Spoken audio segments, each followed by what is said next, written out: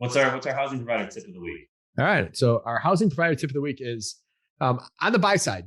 People are buying properties, 2, 3, 4 flats, and they might buy one vacant, or they're buying them all occupied.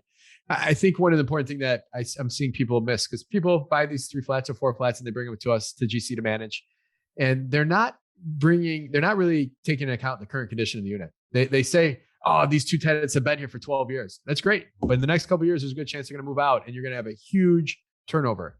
Or, the Section 8 tenant's been renting from our place for the last 6 years.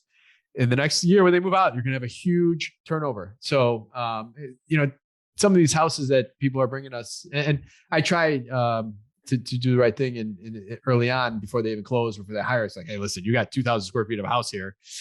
Just to paint this place alone, you're going to have a chunk of change when this tenant moves out. Or, hey, in the home inspection for your 3 flat, all these units kind of tied together, they're really beat up. And even if this tenant is there, and you might be able to get 25% or 30% more in rent when they move out, you're going to have $8,000 or $9,000 turnover for some of these, because you're going to be replacing flooring, you're going to paint the whole place. You're going to have a punch list that's going to you might replace a couple of doors. So make sure when you're buying these occupied properties that you're really, you're looking, I know all you investors are out there looking at your roofs, and you're looking at your hot water heaters and your furnaces and your other CapEx items, but look at that first turnover. What's that turnover going to cost you? And I think that's something that you got to make sure you're incorporating in your numbers.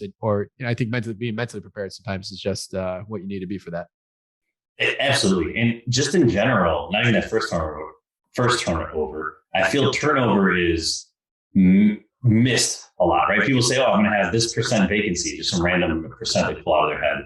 But there's a true cost of turning a unit over. And especially if you have it professionally managed, then you're also giving up, a month, half month, whatever that is. There's a true cost there, right? You need it, which is fine. Those things all exist for a reason, but you need to account for it up front. And if you don't, you're going to get blindsided. Yeah, no, very, very, everyone really underestimates the cost to turn over a unit, which goes back to the effort to put into the renewal piece is that much more important. In most cases, and I don't encourage this, but you could probably reduce a tenant's rent and still be ahead of the game than having to do the turnover many times. So.